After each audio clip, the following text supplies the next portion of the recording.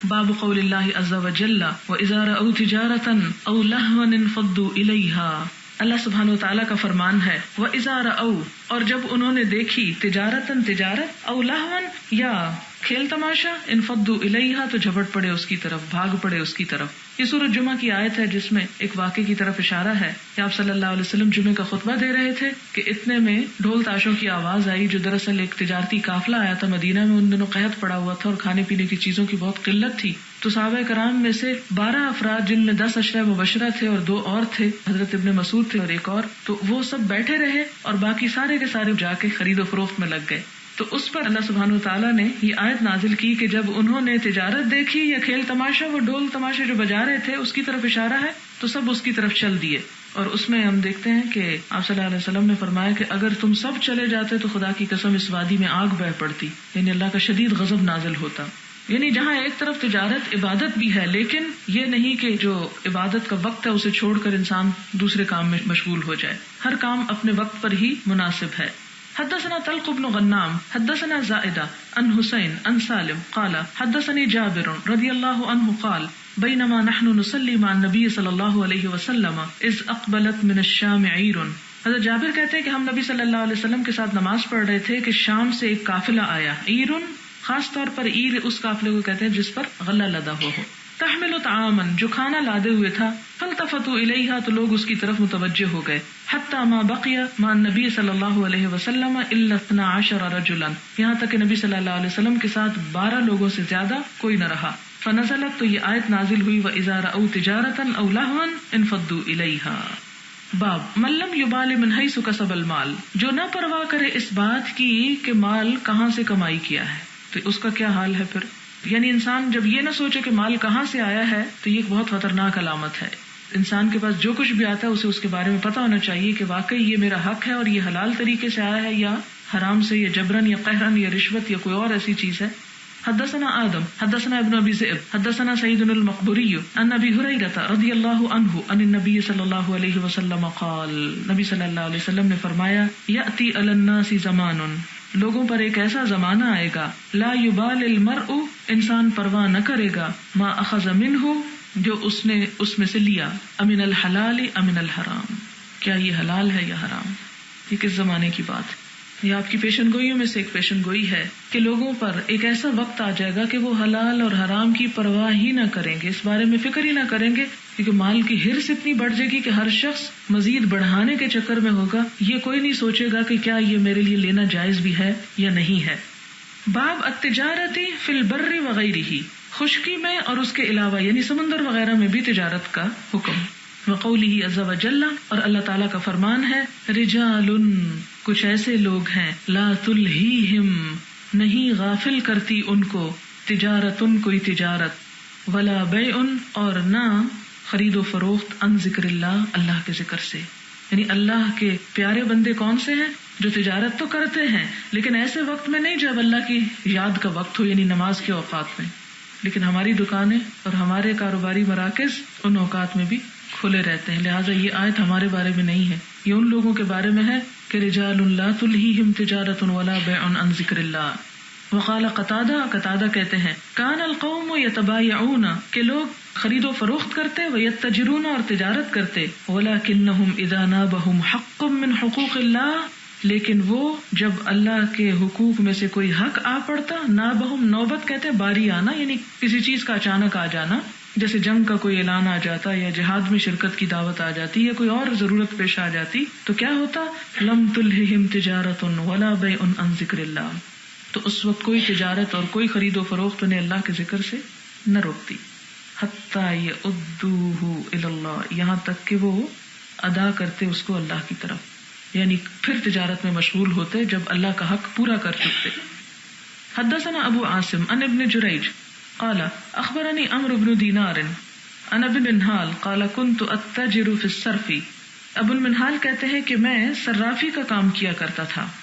فسألت زید بن ارقم، تو میں نے پوچھا زید بن ارقم سے رضی اللہ عنہ، فقال، تو انہوں نے کہا، قال النبی صلی اللہ علیہ وسلم، نبی صلی اللہ علیہ وسلم نے فرمایا، وحدثني الفضل بن یعقوب حدثني الحجاج بن محمد قال ابن جریج اخبرني عمرو بن دینار وعامر بن مصعب انہما سمعا ابا المنہال یقول سألت براء بن عازب وزید بن ارقم عن الصرف فقالا، وہ کہتے ہیں کہ میں نے براء بن عازب اور زید بن ارقم سے صرف کے بارے میں پوچھا تو انہوں نے کہا کننا تاجرین علی عہد رسول اللہ صلی اللہ علیہ وسلم، ہم دونوں تاجر تھے نبی صلی اللہ علیہ وسلم کے زمانے میں.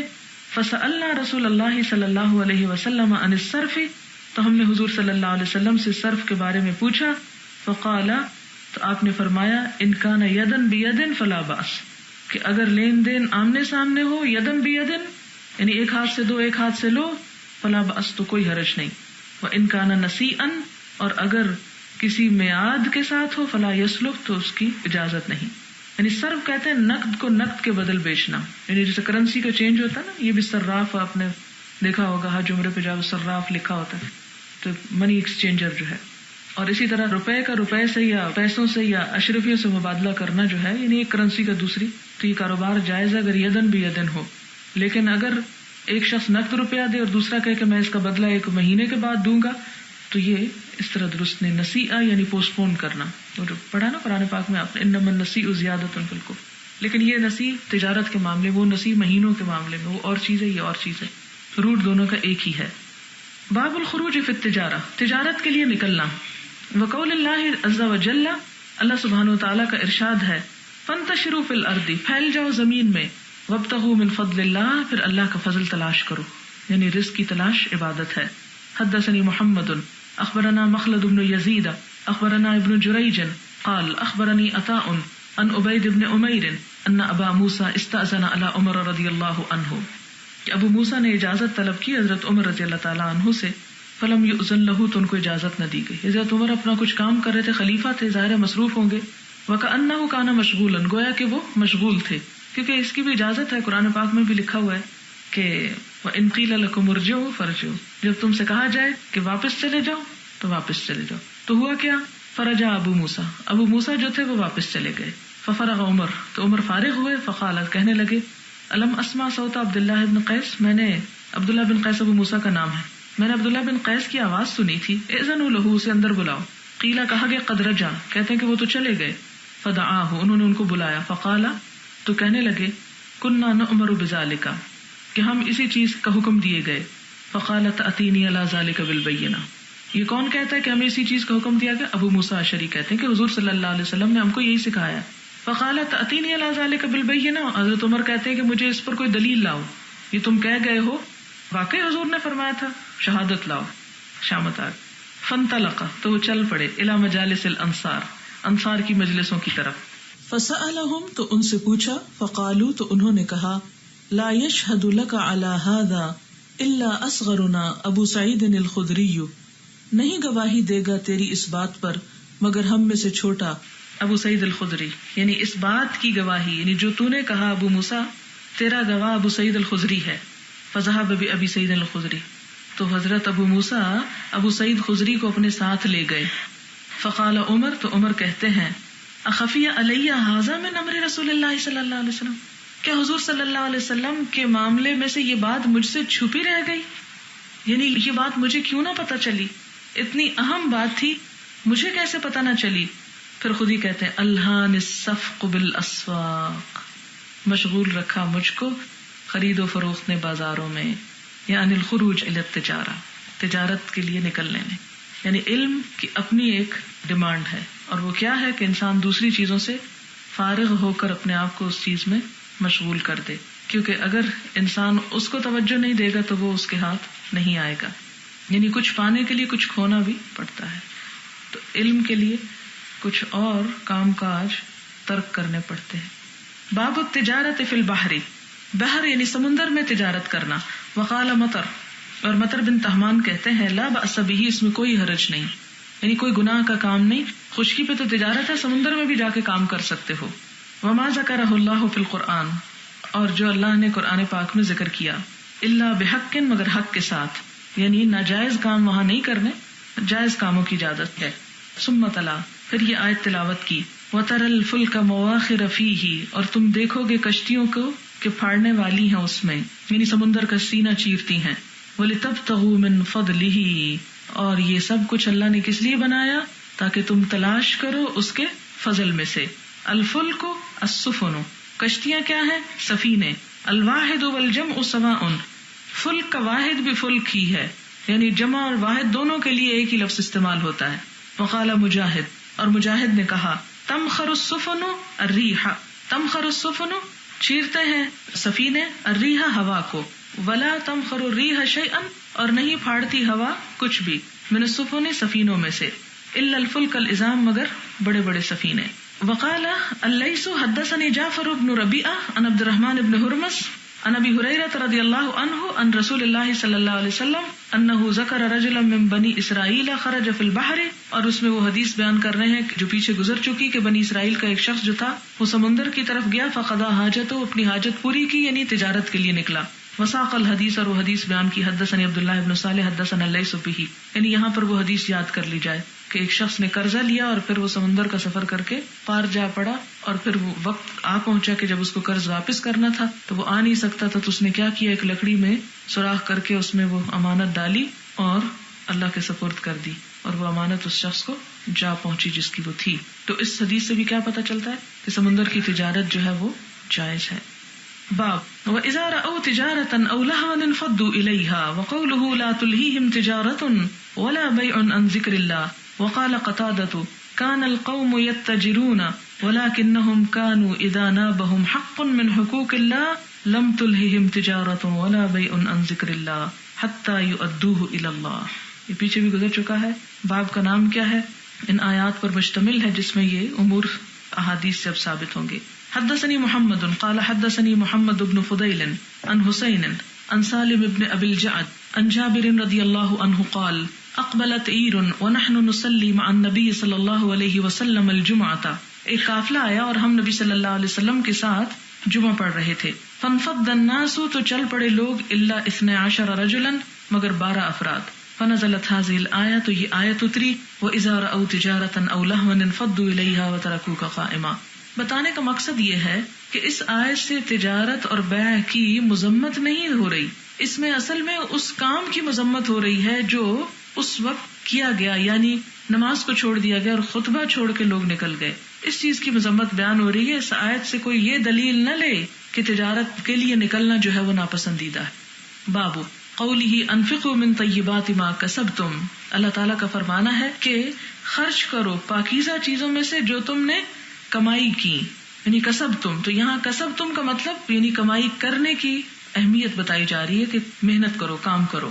حدثنا عثمان بن ابی شیبہ قال حدثنا جریر عن منصور عن ابی وائل عن مسروق عن عائشہ رضی اللہ عنہا قالت قال النبی صلی اللہ علیہ وسلم، نبی صلی اللہ علیہ وسلم نے فرمایا، اذا انفقت المرأة من طعام بیتها غیر مفسدۃ، جب خرچ کرتی ہے کوئی عورت اپنے گھر کے کھانے میں سے، غیر مفسدۃ، نہ بگاڑنے والی، یعنی چیزوں کو بگاڑنے والی نہ ہو، یا ضائع کرنے والی نہ ہو، یا فساد برپا کرنے والی نہ ہو، یا بگاڑ کی نیت نہ ہو، کان لہا اجرہا، تو اس عورت کو بھی اجر ملے گا. بما انفقت، جو اس نے خرچ کیا، یعنی اگرچہ شوہر کی کمائی ہے لیکن کیا کر رہی ہے عورت، اس کمائی میں سے کسی کو صدقہ خیرات دے رہی ہے، کچھ خرچ کر رہی ہے. ولزوجہا بما کسب، اور شوہر کو بھی ثواب ملے گا جو اس نے کمائی کی ہوگی، یعنی دونوں کو ثواب ہوگا، عورت کو صدقہ کرنے کا اور شوہر کو کمائی کرنے کا. تو یہاں سے بھی کمائی کرنے کا ثواب پتہ چل رہا ہے، یعنی شوہر نے خرچ تو کچھ نہیں کیا، اس نے تو لا کے رکھ دیا، ہاں، لیکن اسے ساتھ اجر میں کیوں شریک کر لیا گیا؟ کیونکہ اس نے وہ کمایا تھا، محنت کی تھی اس پر. وللخازن مثل ذلک، اور خزانچی کے لیے بھی ایسا ہی اجر ہے، یعنی جو شخص بیت المال کے پیسے کو رکھتا ہے، جمع کرتا ہے، اسے گنتا ہے، اس میں سے حق کے مطابق خرچ کرتا ہے، تو اس کو بھی اس خرچ کرنے پر ثواب ملے گا، اگرچہ وہ پیسہ اس کا اپنا نہیں ہے. لا ينقص بعضهم اجر بعض شيئا، اور ان میں سے کسی کا ثواب دوسرے کے ثواب کو کم نہ کرے گا، یعنی ایک کا ثواب حاصل کرنا دوسرے کے حصے میں سے نہ ہوگا، اللہ تعالیٰ کا زائد فضل ہوگا اس پر. حدثني يحيى بن جعفر حدثنا عبد الرزاق عن معمر عن همام قال سمعت ابا هريرة رضي الله عنه عن النبي صلى الله عليه وسلم قال، نبی صلی اللہ علیہ وسلم نے فرمایا، اذا انفقت المرأة من کسب زوجها عن غیر امره، کہ جب کوئی عورت خرچ کرتی ہے اپنے شوہر کی کمائی میں سے، کسب زوجها عن غیر امرہ، اس کے حکم کے بغیر، یعنی شوہر نے اس کو کہا نہیں، اپنی مرضی سے کر رہی ہے، فلہا نصف اجرہ، تو اس کا آدھا اجر عورت کو ملے گا، آدھا مرد کو ملے گا. آدھے سے مراد یہ ہے کہ اسے بھی اجر ملے گا اور اس کو بھی ملے گا. باب من احب البسط فی الرزق، جو شخص یہ پسند کرے کہ اس کا رزق فراخ کیا جائے، زیادہ کیا جائے، کشائش دی جائے، بڑھا دیا جائے، تو اس کو کیا کرنا چاہیے. حدثنا محمد بن ابی یعقوب الکرمانی حدثنا حسان حدثنا یونس قال محمد وهو الزهري عن انس بن مالك رضی اللہ عنہ قال سمعت رسول اللہ صلی اللہ علیہ وسلم یقول، نبی صلی اللہ علیہ وسلم نے فرمایا، من سرہ ان یبسط لہ فی رزقہ، جس کو یہ بات اچھی لگے کہ اس کے رزق میں وسعت دی جائے، او ینسأ لہ فی اثرہ، یا اس کی عمر میں زیادتی کی جائے، فلیصل رحمہ، تو اسے چاہیے کہ صلہ رحمی کرے، اپنے رشتہ داروں سے اچھا سلوک کرے، رشتہ داروں کے ساتھ بھلائی کرے. یہ رزق کی فراخی کا گر ہے. باب شراء النبی صلی اللہ علیہ وسلم بالنسیئۃ، نبی صلی اللہ علیہ وسلم کا ادھار خریدنا. نسیئہ یعنی مؤخر کر کے پیسے دینا، چیز لے لینا اور پیسے بعد میں دینا، ادھار مراد ہے. حدثنا معل بن اسد حدثنا عبد الواحد حدثنا الاعمش قال ذکرنا عند ابراہیم الرہن فی السلم، وہ کہتے ہیں کہ ہم نے ذکر کیا ابراہیم النخعی کے پاس، الرہن یعنی گروی کا، فی السلم بے سلم میں. فقالت، انہوں نے کہا، حدثني الاسود عن عائشہ رضی اللہ عنہا ان النبی صلی اللہ علیہ وسلم اشترى طعاما من یہودی الی اجل، کہ نبی صلی اللہ علیہ وسلم نے کچھ کھانا خریدا تھا، نہیں غلہ مراد ہے، غلہ خریدا تھا ایک یہودی سے، الی اجل ایک مدت مقرر تک معاہدہ کر کے. ورہنہ درعا من حدید، اور رہن رکھی تھی اس کے پاس کیا چیز، لوہے کی زرہ. یعنی ایسا کیا جا سکتا ہے، آپ صلی اللہ علیہ وسلم نے یعنی ادھار پر چیز لی اور گروی رکھا اس کے عوض. اور اس سے ایک یہ بھی پتہ چلتا ہے کہ آپ نے یہودی کے ساتھ یہ معاملہ کیا تھا، یعنی غیر مسلموں کے ساتھ تجارت کی جا سکتی ہے.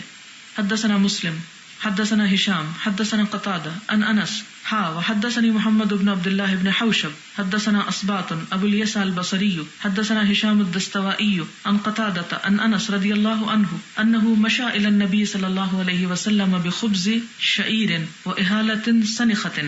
قتادہ حضرت انس سے روایت کرتے ہیں کہ مشا لایا گیا الی نبی صلی اللہ علیہ وسلم، نبی صلی اللہ علیہ وسلم کے پاس، بخبز شعیر جو کی روٹی، وإهالة سنخة اور بدبودار چربی، وَلَقَدْ رَهَنَ النَّبِيُّ صلی اللہ علیہ وسلم دِرْعًا لَهُ بِالْمَدِينَةِ، یعنی اور کچھ کھانے کو نہیں تھا، یہی تھا تو یہی لایا گیا. اور آپ صلی اللہ علیہ وسلم نے رہن رکھی ہوئی تھی اپنی زرہ مدینہ میں، عند یہودین ایک یہودی کے پاس، وَأَخَذَ مِنْهُ شَعِيرًا لِأَهْلِهِ اور اس کے عوض ان سے جو لیے تھے اپنے گھر والوں کے کھانے کے لیے. وَلَقَدْ سَمِعْتُهُ يَقُولُ اور وہ کہتے ہیں کہ میں نے آپ کو کہتے ہوئے سنا، مَا أَمْسَى عِنْدَ آلِ محمد صلی اللہ علیہ وسلم سَاءُ بُرٍّ وَلَا سَاءُ حَبٍّ، کہ آل محمد کے پاس کبھی جمع نہ رہا تھا ایک سا گیہوں کا اور کوئی سا غلے کا، یعنی جو آتا تھا وقتی آتا تھا، ختم کر دیا جاتا تھا، کوئی سٹورز نہیں تھے، کوئی چیزیں جمع نہیں تھی، اکٹھا نہیں کیا ہوا تھا.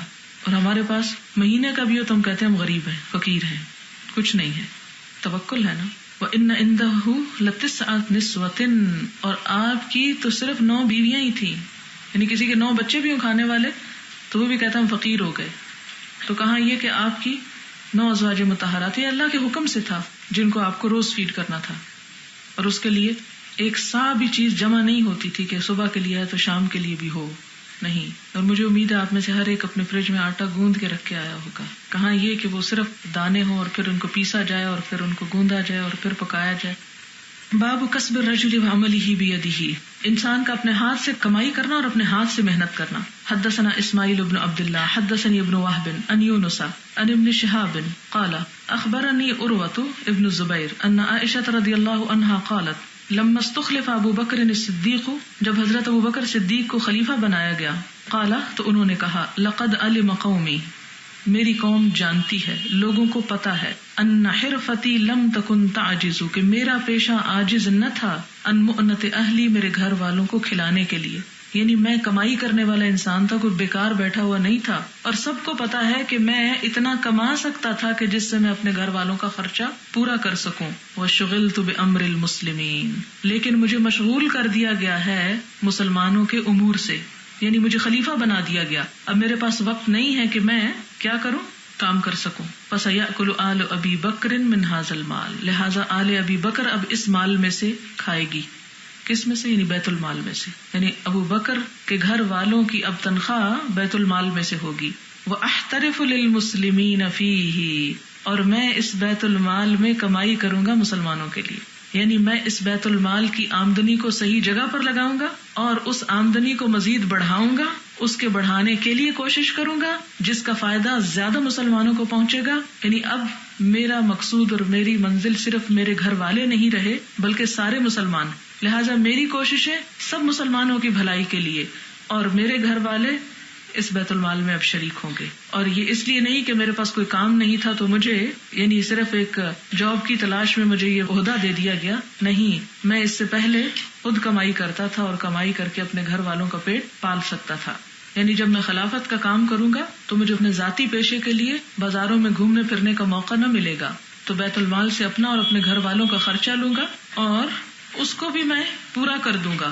کس طرح پورا کر دوں گا؟ کہ مزید محنت کر کے اس بیت المال کو زیادہ لوگوں کے فائدے کے لیے بڑھاؤں گا، اس کو ترقی دوں گا.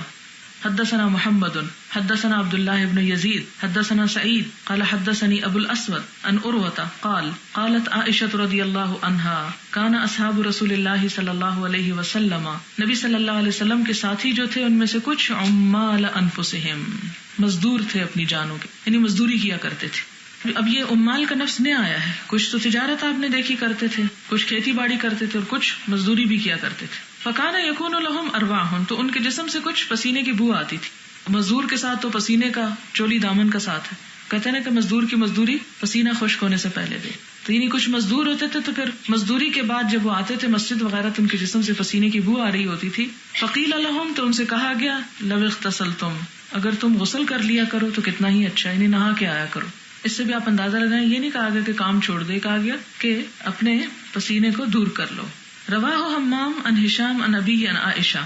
حدثنا ابراہیم بن موسیٰ اخبرنا عیسیٰ عن ثور عن خالد بن معدان عن المقدام رضی اللہ عنہ عن النبی صلی اللہ علیہ وسلم قال، نبی صلی اللہ علیہ وسلم نے فرمایا ما اکل احد طعاما قط خیرا من ان یاکل من عمل یدہ، نہیں کھایا کسی نے کوئی کھانا جو بہتر ہو اس کھانے سے جو انسان نے اپنے ہاتھ سے کمایا ہو. وَإِنَّ نَبِيَّ اللَّهِ داؤد علیہ السلام كَانَ يَأْكُلُ مِنْ عَمَلِ يَدِهِ، اللہ کے بندے اللہ کے نبی داؤد علیہ السلام اپنے ہاتھ کی کمائی سے کھایا کرتے تھے. حدثنا يحيى بن موسى حدثنا عبد الرزاق اخبرنا معمر عن همام بن منبه حدثنا ابو هريرة عن رسول الله صلى الله عليه وسلم ان داؤد علیہ السلام كان لا يأكل الا من عمل يده، کہ داؤد علیہ السلام اپنے ہاتھ کی کمائی سے کھاتے تھے اگرچہ وہ بہت بڑے بادشاہ تھے. حدثنا يحيى بن بكير حدثنا الليث عن عقيل عن ابن شهاب عن ابي عبيد مولى عبد الرحمن بن عوف انه سمع ابا هريرة رضي الله عنه يقول قال رسول الله صلى الله عليه وسلم لأن يحتطب احدكم حزمة على ظهره، کہ گٹھا اٹھائے تم میں سے کوئی ایک شخص اپنی پیٹھ پر ایندھن کا، حطب کہتے ہیں نا ایندھن کو، یعنی لکڑیوں کا گٹھا اٹھائے اپنی پیٹھ پر، خیر من ان يسأل احدا، اس سے بہتر ہے کہ کسی سے سوال کرے، کسی سے مانگے. فيعطيه او يمنعه، تو وہ چاہے اسے دے اور یا روک دے، نہ دے. یعنی مانگ کے کمائی کرنے سے بہتر ہے انسان لکڑیاں اپنی پیٹھ پہ لاد کر کچھ کمائی کر لے. یعنی بہت بڑا کاروبار نہیں تو نہ صحیح چھوٹے سے کام سے بھی ابتدا کر لے. حدثنا يحيى بن موسى حدثنا وكيع حدثنا هشام بن عروة عن أبي عن الزبير بن العوام رضي الله عنه قال قال النبي صلى الله عليه وسلم لأن يأخذ أحدكم أحبله، کہ تم میں سے لے کوئی ایک اپنی رسی، احبل حبل سے یعنی اپنی رسی سنبھال لے، وہ زیادہ بہتر ہے کہ کسی سے مانگے. یعنی رسی لے کے جنگل جائے، لکڑیاں کاٹے، ان کو باندھ کے گٹھا بنا کے بیچے، وہ زیادہ بہتر پیشہ ہے بنسبت اس کے کہ سوال کرے. باب السہولۃ والسماحۃ فی الشراء والبیع، خرید و فروخت میں نرمی اور دوسرے کے ساتھ اچھا رویہ اختیار کا. سماحت ہوتی ہے کہ اس کی زیادتی کمی بیشی سے درگزر کر جانا. ومن طلب حقا فلیطلبہ فی عفاف، اور جسے اپنا حق مانگنا اسے چاہیے کہ وہ پاکیزگی کے ساتھ مانگے، یعنی عمدہ طریقے سے مانگے، لڑ جھگڑ کے دوسرے کو گالیاں دے کے اپنا حق وصول نہ کرے، کیونکہ لین دین میں کبھی کمی بیشی کچھ ہو ہی جاتی. یعنی جھگڑا اور تکرار اور بحث اور مباحثے یہ حدیث میں خاص طور پر سنا رہی ہیں کیونکہ عورتیں ہی زیادہ اس طرح کی باتیں کرتی. حدثنا علی بن عیاش حدثنا ابو غسان قال حدثني محمد بن المنكدر عن جابر بن عبد الله رضي الله عنهما ان رسول الله صلى الله عليه وسلم قال رحم الله رجلا سمحا، مہربانی کرے رحم فرمائے اللہ اس شخص پر جو بہت با اخلاق ہے، سمحن بہت درگزر کرنے والا ہے، اذا باع جب وہ کچھ بیچے، و اذا اشترى اور جب خریدے، و اذا اقتضى اور جب وہ کوئی تقاضا کرے یعنی مال کے لینے کا، تو اللہ اس پر رحم کرے. یعنی اس کے لیے دعا ہے تو جو شخص خرید و فروخت میں اچھے اخلاق کا مظاہرہ کرتا ہے تو اللہ تعالیٰ اس پر رحمت کرے گا. یہ کس کی دعا ہے اس کے لیے؟ حضور صلی اللہ علیہ وسلم کی دعا. باب من انذر موسرا، باب من انذر جو مہلت دے، موسرا مالدار کو، وسعت والے کو. حدثنا احمد بن یونس حدثنا زہیر حدثنا منصور ان ربعی بن حراش حدثه ان حذیفة رضی اللہ عنہ حدثه قال قال النبی صلی اللہ علیہ وسلم، نبی صلی اللہ علیہ وسلم نے فرمایا، تلقت الملائکۃ روح رجل، ملاقات کی فرشتوں نے ایک شخص کی روح سے، ممن کان قبلکم، ان میں سے جو تم سے پہلے ہو گزرے ہیں، یعنی پچھلی قوموں میں سے کسی شخص کی روح سے فرشتوں نے ملاقات کی. قالوا، تو انہوں نے کہا، اعملت من الخیر شیئا، کیا عملتا عمل کیا تو نے، من الخیر نیکی میں سے، شیئا کچھ. قالا، اس نے کہا، کنت آمر فتیانی، میں حکم دیا کرتا تھا اپنے نوجوانوں کو، یعنی اپنے ملازمین مراد ہیں، اینذروا کہ مہلت دیں، یعنی مقروض کو مہلت دیا کریں، ویتجاوزوا عن الموسر، اور مالدار سے تجاوز کیا کریں. قالا، تو کہا، فتجاوزوا عنہ، تو انہوں نے بھی تجاوز کیا اس سے، یعنی فرشتوں نے تجاوز کیا اس سے، یعنی چھوڑ دیا اس کو، سزا نہ دی. قال ابو عبداللہ، امام بخاری کہتے ہیں، وقال ابو مالک عن ربعی، ربعی کہتے ہیں، کنت ایسر، میں آسانی کر دیا کرتا تھا، علی الموسر، وسعت والے کو، وانذر، اور میں مہلت دیتا، المعسر، تنگ دست کو. وتابعه شعبۃ عن عبد الملک عن ربعی، وقال ابو عوانہ عن عبد الملک عن ربعی، انذر الموسر، کہ میں مہلت دیتا تھا وسعت والے کو، واتجاوز، اور تجاوز کرتا یعنی درگزر کرتا تھا، عن المعسر، تنگ دست سے.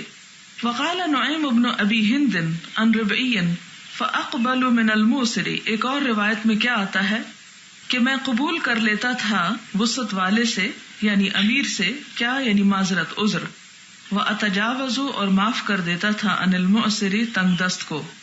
یہ ساری حدیث کا جو مفہوم ہے وہ یہ ہے کہ ایک شخص جب فرشتے اس کی جان لینے لگے تو انہوں نے اس سے پوچھا کہ کیا تمہاری کوئی نیکی بھی تھی، تم کوئی اچھا کام بھی کیا کرتے تھے؟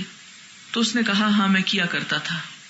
اور وہ کام کیا تھا کہ میں لوگوں سے قرض کا لین دین کرتا، اور اگر مقروض وسعت والا ہوتا تو اس کی مدت کو اور بڑھا دیتا، یعنی اگر وہ وقت پر قرض ادا نہ کر سکتا تو وسعت زیادہ کر دیتا، اور اگر وہ شخص تنگ دست ہوتا کہ قرضہ ادا کرنے کی اس کے اندر صلاحیت ہی نہ ہوتی تو میں اس کو معاف کر دیتا، دوسرے معنوں میں یعنی قرضے کی ادائیگی سے اسے بری الذمہ قرار دے دیتا، یہ مراد ہے.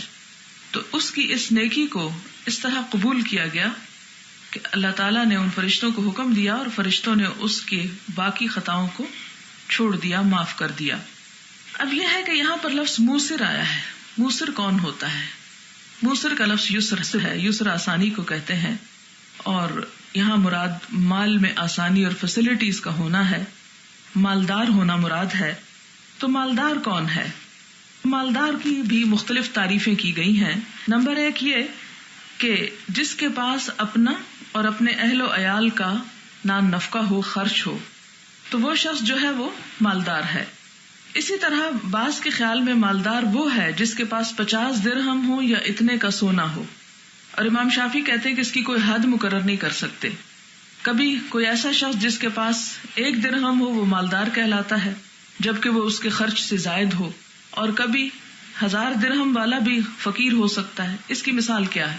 اس کی مثال یہ ہے کہ مثلا ایک شخص ہے، اس کے پاس گھر اپنا ہے، اس کی گاڑی بھی ہے، لیکن اچانک کاروبار کا ایسا دیوالیہ ہوا کہ بہت بڑا قرضہ اس پہ چڑھ گیا، جس کی وجہ سے وہ پائی پائی کا محتاج ہو کر رہ گیا. اب اگر ایک پہلو سے دیکھا جائے تو وہ بہت بڑے گھر کا مالک ہے اور بہت سی زندگی کی ضروریات کے سامان اس کے پاس ہیں، اور دوسری طرف دیکھا جائے تو اس کے پاس کھانے کو کچھ نہیں، 2 وقت کا کھانا نہیں وہ کھا سکتا. تو ایسی صورت میں کیا اس شخص کو مدد دی جا سکتی ہے، یعنی اس کے اوپر صدقہ کیا جا سکتا ہے یا نہیں؟ یا اسے کس کیٹیگری میں رکھیں گے، امیر کی کیٹیگری میں یا فقیر کی کیٹیگری میں. تو اسی وجہ سے فقہا کے درمیان اختلاف ہوا ہے. بعض یہ کہتے ہیں کہ ایسا شخص بھی پھر ضرورت مندوں میں ہی شامل ہو جائے گا کہ جس کے پاس اپنی بنیادی ضرورت کی چیزیں تو ہیں لیکن وقتی ضرورت